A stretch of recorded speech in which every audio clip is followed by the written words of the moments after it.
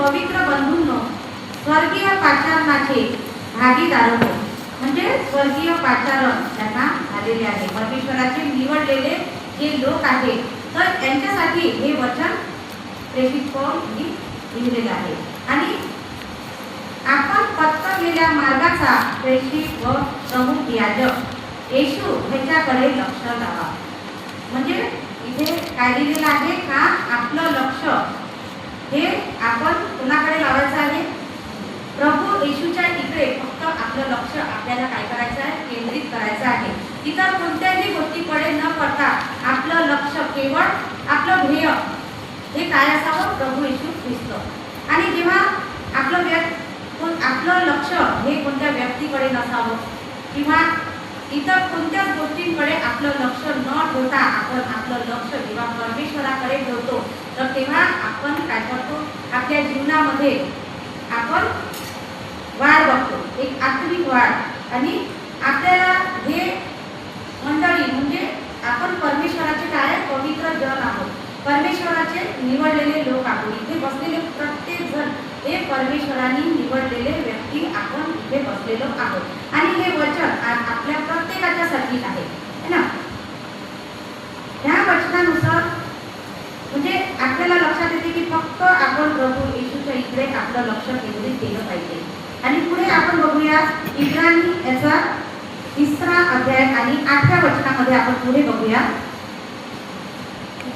तो अपने मन को कठोर न करो, जैसा कि क्रोध दिलाने के समय और परीक्षा के दिन जंगल में किया था.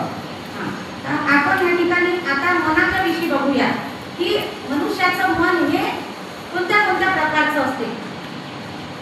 आपण बघतो की कठोर मन असते, कोणाचं म्हणजे कोवळं मन असते, दयाळू असते, प्रेमळ असते, कोणाचं विश्वास असते. प्रभूच्या वचनावर कोणी विश्वास ठेवतात आणि त्याच्यानुसार आपल्या जीवनात आचरण करतात.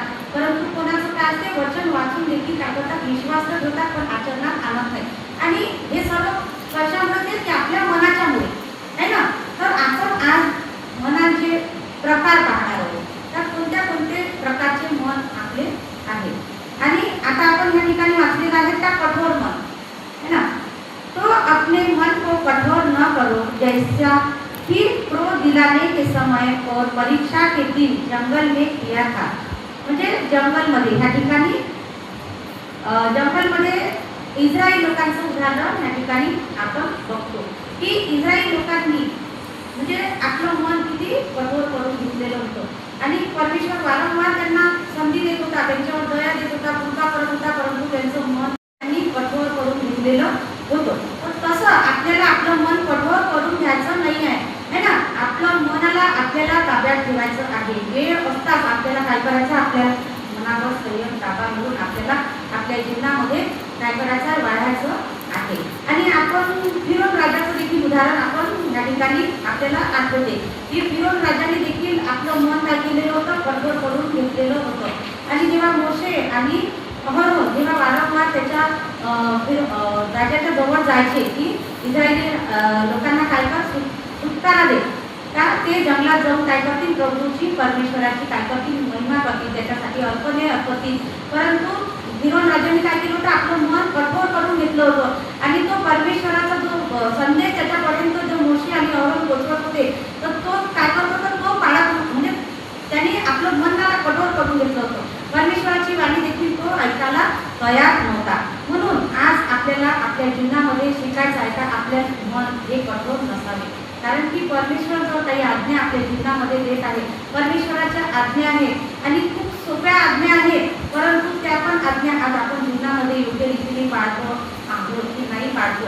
तर हे आपण काय केलं पाहिजे, आपलं आत्मपरीक्षण ह्या ठिकाणी आज आपण केलं पाहिजे. आणि आपण जर विश्वासी आहोत, विश्वासी लोक आहोत ना, आपण ख्रिस्ती आहोत, परमेश्वराला काय आचरणारे लोक आहोत, परमेश्वराचे निवडलेले लोक आहोत, परमेश्वराला आवडणारे लोक आपण आहोत. तर आपले मन हे कठोर नसावे है ना, कठोर नसावे. आणि आपण प्रभूच्या आज्ञा आपल्या जीवनात काय केलं पाहिजे, आपण पाळल्या पाहिजे. आणि जर आपण पाळत नाही तर आपण आपले मन काय केलेलं आहे, कठोर करून घेतलेले आहे. आता आपण पुढे अजून एक वचन काढूया. इब्री करास पत्र याचा 3रा अध्याय आणि 13व्या वचनामध्ये आपण बघूया.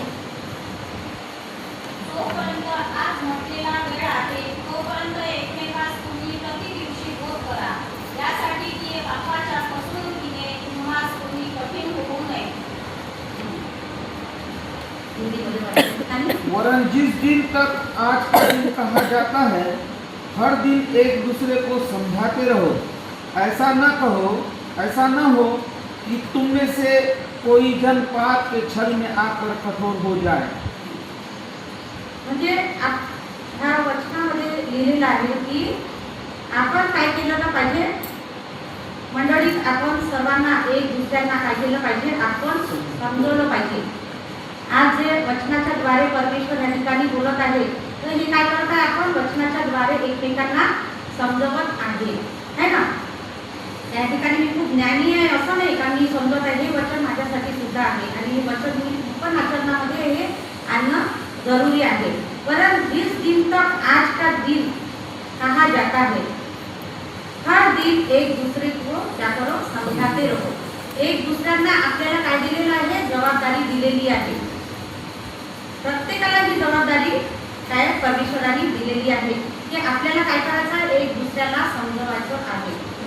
त्यांनी आपलं मन कठोर केलेलं आहे, आपल्याला काय करायचं आहे, त्यांना जाऊन भेटायचं आहे. त्यांना त्यांच्या मनात काय आपल्याविषयी आहे ते आपल्याला काय समजून घ्यायचं आहे.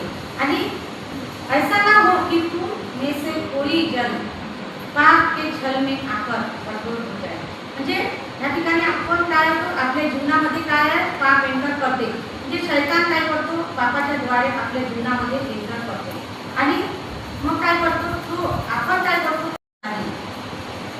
एखादं जर आता लेकरामध्ये किंवा आपल्यामध्ये पण आपण काय करतो, आता जास्तीत जास्त काय सुरू आहे, मोबाईलचा वेळ प्रत्येकाला लागलेला आहे. लहान लेकरापासून तर मोठ्यांपर्यंत आपण काय करतो, मोबाईलचा खूप वेळ असते आपल्याला. आणि आपण जर परमेश्वरासाठी देखील वेळ काढू शकत नाही, म्हणजे मोबाईल सोडून थोडा वेळसाठी आपण काय केलं पाहिजे, त्या मोबाईलचा त्याग केला पाहिजे है ना. आणि त्याग करून आपण परमेश्वराला आपला वेळ दिला पाहिजे. कारण की हा संपूर्ण 24 तास हे देवापाने आपल्याला दिलेले आहे. आणि आपण काय करतो का आपल्या जीवनातला थोडा वेळ परमेश्वराला आपण देतो. परंतु आपल्याला तसं करायचं नाही आहे. तर आपल्याला आपल्या पूर्ण म्हणजे परमेश्वराचा वेळ परमेश्वराला द्यायचा आहे आणि उरलेला वेळ आपल्याला जगी गोष्टींसाठी खर्च करायचा आहे. आला का लक्षात? समज में आया की बा. तो म्हणजे असं आपल्या जीवनामध्ये आपल्याला काय करायचं आहे, फॉलो करायचं आहे. आणि मोबाईलचा उपयोग आपण काय करायला पाहिजे की चांगल्या गोष्टींसाठी देखील आपण करू शकतो. परमेश्वराचं वचन ऐकायसाठी, कारण वचन ऐकल्याने काय होते, ज्ञान वाढते आपलं है ना. आणि ज्ञानामध्ये जर आपल्याला वाढ करायची आहे तर आपण परमेश्वराचं वचन एकसारखं जेव्हा ऐकतो तर तेव्हा काय होते, वचनाच्या द्वारे परमेश्वर आपल्यासोबत बोलतो आणि आपल्याला ज्ञान प्राप्त होते. म्हणून चांगल्या गोष्टींचा आपल्याला वापर करायचा आहे.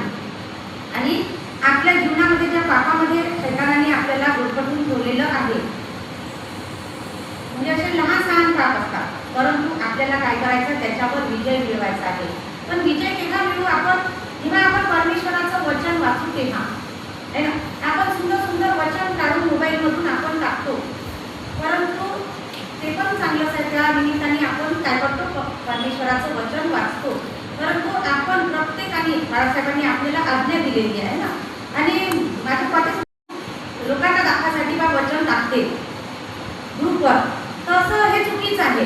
परंतु माझं म्हणणं हे आहे की आपण आपले ते अधिकारी आहेत, वडील आहेत मंडळीचे, आणि परमेश्वराने त्यांना आपला एक स्वतः म्हणून निवड केलेली आहे. आणि आपण जेव्हा ते आपल्याला कोणती आज्ञा जर देतात तर आपण ती फॉलो केली पाहिजे आपल्या जीवनामध्ये, नाही का. आई वडील जेव्हा आपल्या लेकरांना शिक्षण देतात, आज्ञा देतात का बेटा तू आज हे कर, हा अभ्यास कर, तू अभ्यास कर, तर आपण आपल्या लेकरांनी जेव्हा आपल्याला ऐकलं तर आपल्याला किती चांगलं होतं ना, आनंद वाटतो आपल्याला का नाही आपलं लेकरू आपलं आज्ञाचं पालन करत आहे. आणि आपण तर रोजच आपण प्रत्येकच वचन वाचतात, त्याचं आज्ञापालन करतात सर्व, आणि खूप दिवसापासून असं नाही का आणतात. परंतु आपण एक बाळासाहेबांनी आपल्याला सांगितलं तर आपण काय करतो, आज्ञापालन केलं पाहिजे. आणि म्हणून मी हे ग्रुपवर टाकत राहते. तर त्या निमित्ताने काय एक वळण लागलेलं आहे आणि आपल्या जीवनाला एक योग्य दिशा परमेश्वर दाखवतो. म्हणून असं नाही. आणि आता समजा शैतान काय करतो, आपल्याला बोलवतो का आपल्या मनात अशी चुकीचे विचार टाकतो शैतान की तू असं करते का, असं करते. पण आपल्याला आपलं लक्ष काय आहे, वचनामध्ये आपल्याला काय सांगते का आपलं लक्ष फक्त प्रभू येशूच्याकडे आपल्याला लावायचं आहे. आणि आपलं लक्ष जर प्रभू येशूकडे आहे फक्त, तर आपण संसारिक जे लोक आहेत तर जे आपल्या मनात शंका टाकतात तर आपल्याला त्यांच्या इकडे लक्ष द्यायचं नाही. तर आपल्याला जे आपण कृती करतो ते आपल्याला नियमित आपल्या मनाला माहिती ना का आपण आपल्या वडीलधाऱ्या अधिकाऱ्यांचा मान ठेवतो आणि सन्मान त्यांचा मानसाठी आपण ही कृती करत आहे किंवा परमेश्वराला प्रसन्न करण्यासाठी आपण हे कार्य करत आहे. म्हणून आपण इतरांचा विचार न करता आपल्या जीवनात आपण ज्या दिशेने जात आहे तर त्याच दिशेने आपण गेलं पाहिजे. म्हणजे ह्या ठिकाणी आपण बघतो का स्थिर आत्मा आणि स्थिर मन ह्या ठिकाणी आपल्याला दिसून येते. आणि आपल्याला परमेश्वराला स्थिर आत्मा स्थिर मन हे मानलं पाहिजे. म्हणजे शैतान आपल्याला काय अस्थिर करणार नाही आपल्या जीवनामध्ये.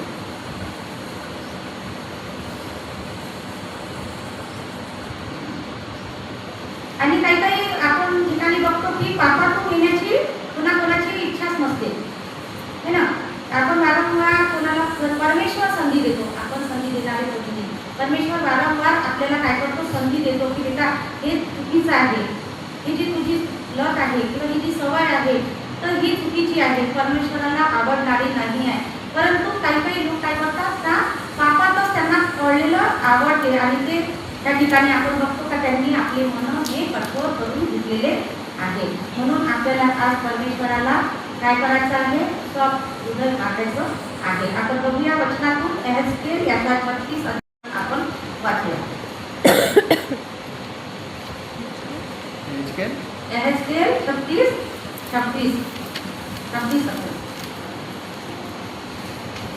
मैं तुमको नया मन दूंगा और तुम्हारे भीतर नई आत्मा उत्पन्न करूंगा और तुम्हारी देह में से पत्थर का हृदय निकालकर तुमको मांस का हृदय दूंगा.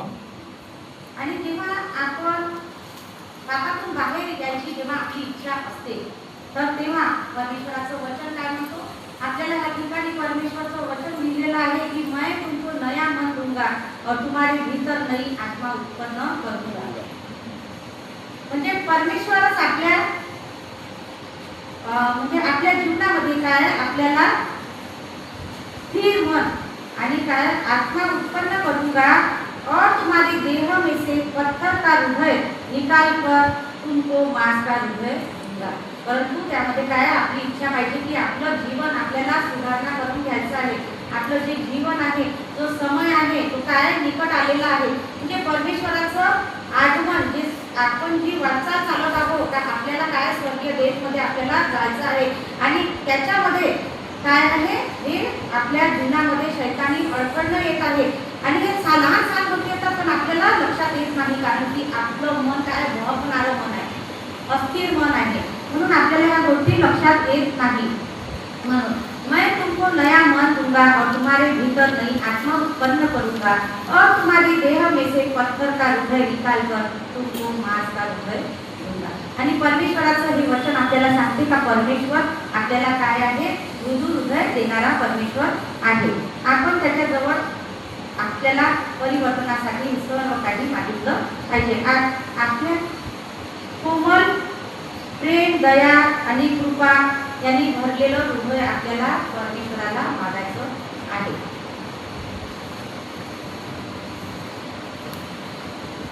आणि आपण अजून बघतो की इस्रायल लोकांनी काय केलं होतं, आपलं मन हे कठोर करून घेतलेलं होतं आणि इतकं पाप त्या ठिकाणी वाढलेलं होतं की मनुष्याच्या सोबत काय करायचा कर्म करत होता. आणि इतकं पाप त्या ठिकाणी वाढलेलं होतं, व्यभिचार, दारूबाजी म्हणजे अनेक जे पापात आहेत तर ते त्या ठिकाणी वाढलेले होते. आणि त्याच्यामुळं काय परमेश्वराला काय क्रोध आला आणि क्रोध आल्याच्यामुळं परमेश्वराने काय केलं, त्या ठिकाणी नाश केलेला आहे. आणि आपण बघतो की दोनच लोक त्या ठिकाणाहून काय केलं, जे वायद्याचा देश होता, दुधामधाचा देश होता, त्या ठिकाणी परमेश्वराने फक्त 2च लोकांना दिलं. कारण की काय, त्यांचं जीवन हे पवित्र ताईमध्ये होतं, है ना, अब्राहम आणि लोट. आणि ह्या अब्राहमाच्या मुळे काय झालेलं आहे का, तो त्याचं जीवन काय होतं, पवित्र ताईमध्ये होतं.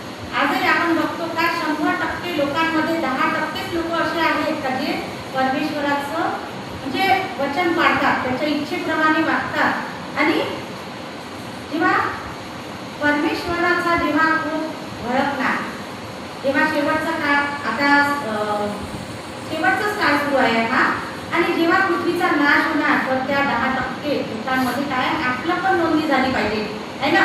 म्हणून याची तयारी आज आपल्याला करणं जरुरी आहे.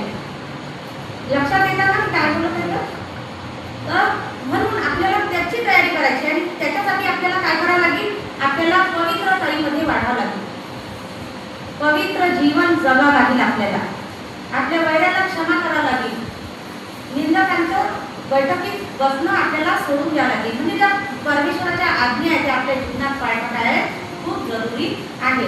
आणि आपण जेव्हा आपल्या जीवनात मागं बघतो तेव्हा आपण बघा का अब्राहम आणि लोट हे काय कनान देशामध्ये गेले.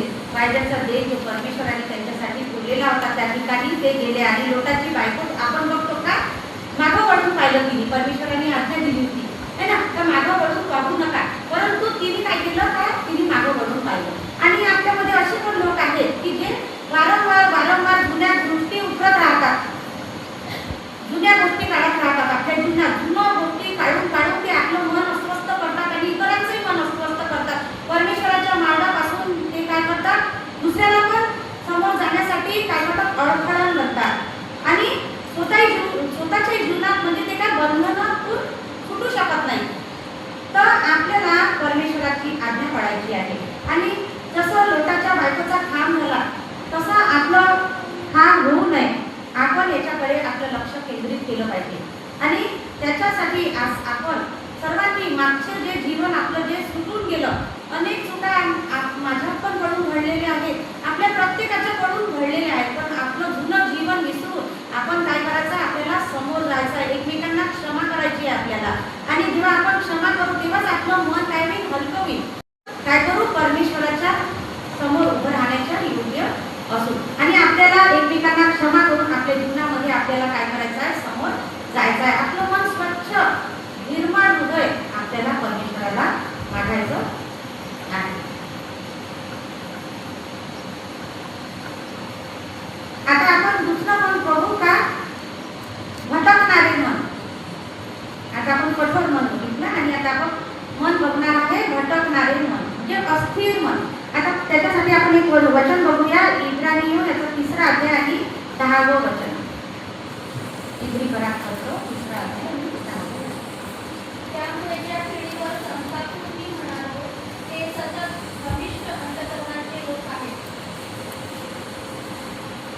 इस कारण मैं उस समय के लोगों से क्रोधित रहा और कहा, इसके मन सदा भटकते रहते हैं और इन्होंने मेरे मार्गों को नहीं पहचाना. आणि परमेश्वराच्या लोकांसाठी काय म्हणतो, इस कारण मैं उस समय के लोगों से रूठा रहा. आणि जेव्हा आपण जर परमेश्वराच्या आज्ञेच्या विरुद्ध जेव्हा आपण वागतो आपल्या जीवनामध्ये, आपलं अस्थिर मन असते, परमेश्वरावर स्थिर नसतो, आपण त्याच्यावर विश्वास नसतो आपला, तर परमेश्वराला काय आपला क्रोध येतो. परमेश्वर आपल्यापासून काय होतो, क्रोधित होतो. आणि इस कारण मैं उस समय के लोगों से रूठा रहा और कहा, इनके मन सदा भटकते रहते हैं और इन्होंने मेरे मार्गों को नहीं पहचाना. म्हणजे परमेश्वराचे जे मार्ग आहे तर ते आपण ओळखून घेत नाही, त्याच्यामुळे आपण आपलं अंतःकरण काय करतो, कठोर करून घेतो. आणि आता आपण पुढे बघूया निर्गम याचा 32 अध्याय आणि 7व्या वचनामध्ये आपण बघूया. तसं इथे 8 मध्ये सांगितलेलं आहे, आताच कल्पना आपल्याला वाचलेला आहे. निर्गम 32 अध्याय आणि 7वे वचन. तेव्हा परमेश्वर मोशेला म्हणाला, चल खाली उतर, कारण ज्या तुझ्या लोकांना तू मिस्र देशातून आणले ते बिघडले आहे. तर आता आपण स्टोरी ऐकलेली आहे. त्या ठिकाणी मोशे हा सिनाय पर्वतावर जेव्हा चढतो तर त्याला उतरण्यासाठी काय होते, विलंब होतो.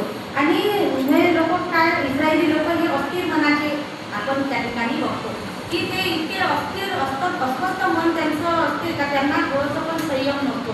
आणि त्या संयम नसल्यामुळे ते काय अवगुणाच्या मागं लागतात.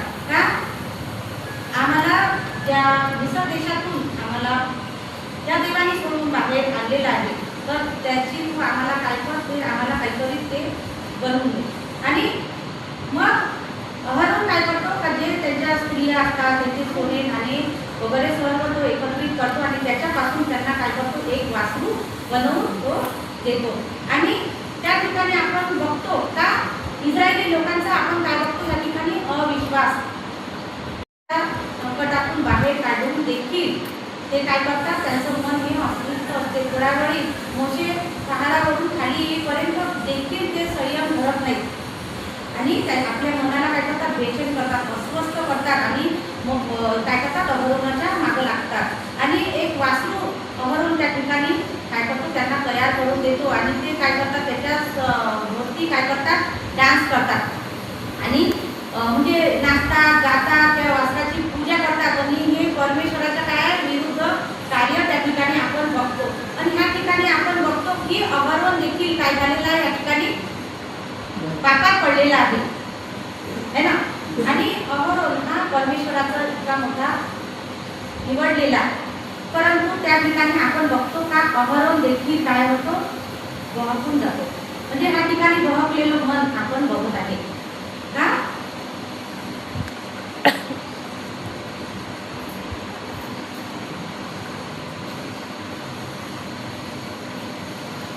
भटकलेवाला आणि अस्थिर मन आपण या ठिकाणी बघितलेलं आहे. आता आपण बघूया की वाईट आणि अविश्वासी मन. तिसऱ्या प्रकारचे मन वाईट आणि अविश्वासी मन.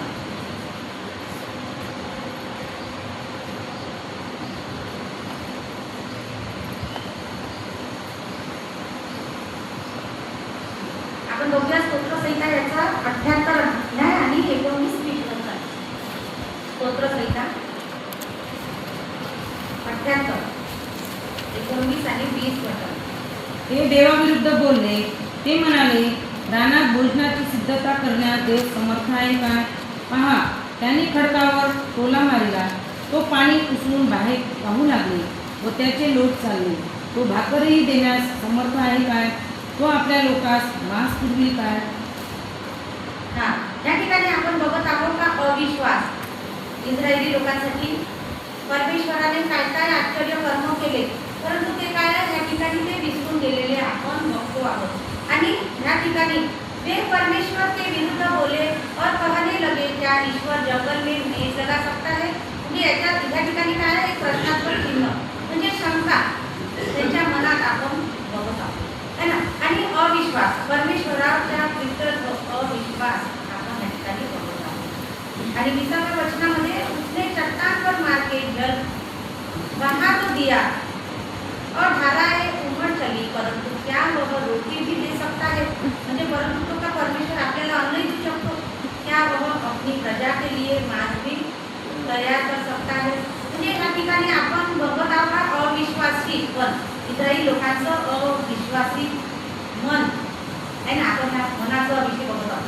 आणि अविश्वासी मन या ठिकाणी आपल्याला बघायला मिळते. परमेश्वर जर आपल्या जीवनामध्ये मोठे मोठे महत्त्व कृत्य करतो, तर आपलं मन कसं परमेश्वरावर स्थिर पाहिजे आणि विश्वास पाहिजे. आपल्या जीवनामध्ये दृढ विश्वास आपला परमेश्वरावर असला पाहिजे.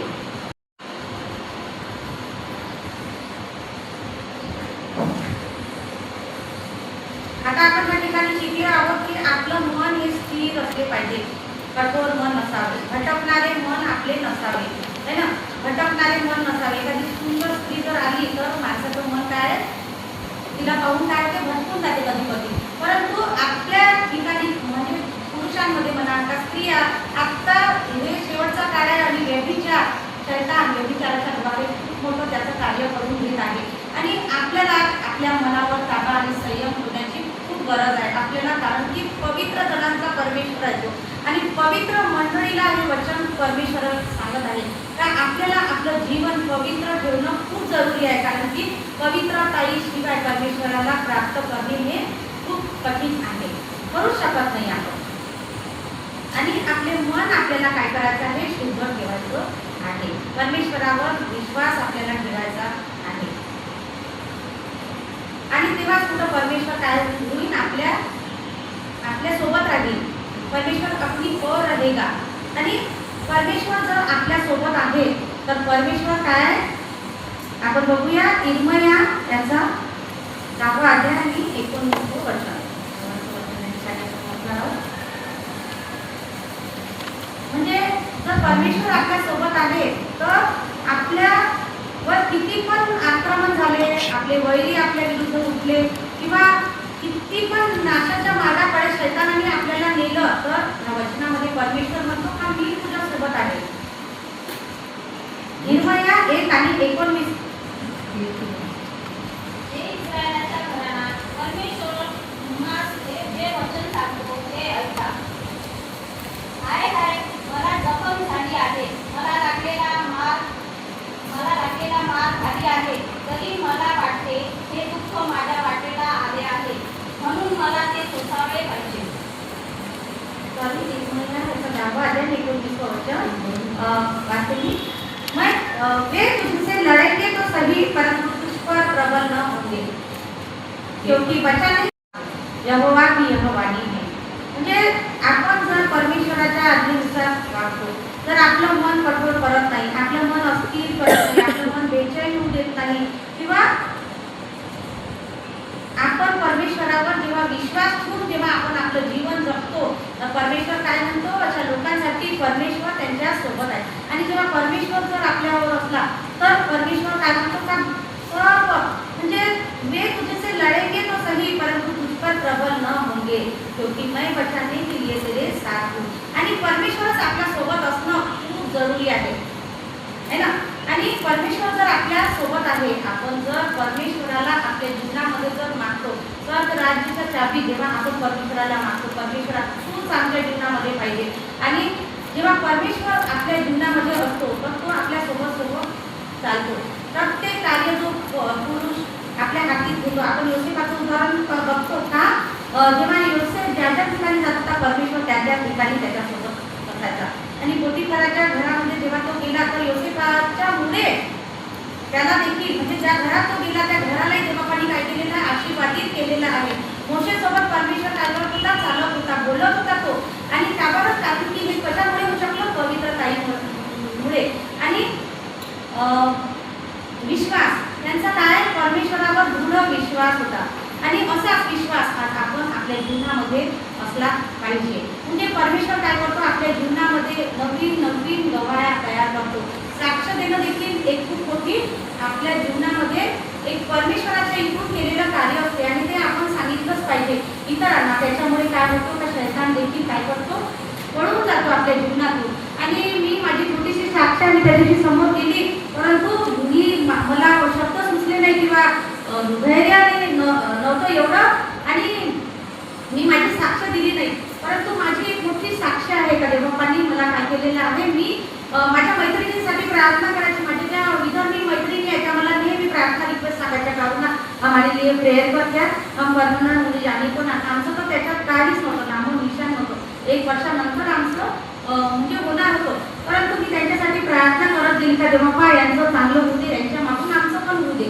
म्हणजे अशी प्रार्थना मी करत होती. मला असा विश्वासही नव्हता का आमचं होईल काही त्याच्यामध्ये, परंतु परमेश्वर इतका महान आहे. आपण जर त्याच्यावर विश्वास ठेवून चालतो आणि त्याच्या आज्ञेप्रमाणे जर आपण आपलं जीवन जगतो की परमेश्वरा तुझ्यासाठी, माझी इच्छा नाही पण तुझी इच्छा असेल तर तू मला ते दे.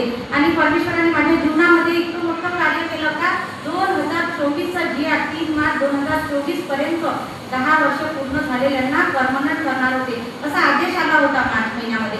परंतु देवबापांनी काय केलं का, तो GRच पलटून टाकला. म्हणजे प्रत्येक अधिकाऱ्यांच्या मनात कार्य करणारा कोण आहे, आपला जिवंत परमेश्वर आहे. आणि देवबापांनी काय केलं का, तो GR पुढे ढकलून जून 2026 पर्यंत तो GR केला. आणि त्या GR मध्ये आमचे पण नावं ऍड झालेले आहेत. आणि परमेश्वराने मोठं केलेला परमनंट जॉबच्या सोबत परमेश्वराने मला ब्लेस केलेला आहे. म्हणून परमेश्वराच्या नावाला मी खूप खूप धन्यवाद देते की खरोखर परमेश्वर हा काय समाप्ती कार्य करणारा तो परमेश्वर आहे. आणि तो आपल्या लेकरांना काय करतो का तो जेव्हा आपल्या सोबत राहतो तर आपलं कुठलंच काम तो असफळ होऊ देत नाही. तर हे जगिक रीतीने हे देखील आशीर्वाद, स्वर्गीय आशीर्वाद तर त्यांनी आपल्याला दिलेलेच आहे, है ना. आणि पण जगिक पण आशीर्वाद परमेश्वर आपल्याला देतो जेव्हा आपण त्याच्या वचनानुसार वागतो. आणि आपण हे करणं खूप जरुरी आहे. परमेश्वराला धन्यवाद देते. आपण प्रार्थनेत जाऊया आणि आपल्यासाठी आणि आपण जे वचन वाचतो, जे सांगतो इतरांना, आता आपल्या जीवनामध्ये आचरणात आणणं देखील हे खूप जरुरी आहे. आणि जे वचन आपण या ठिकाणी ऐकलेलं आहे तर ते वचन शैताननी चोरून घेऊ नये, शैतान चुराना पाहे.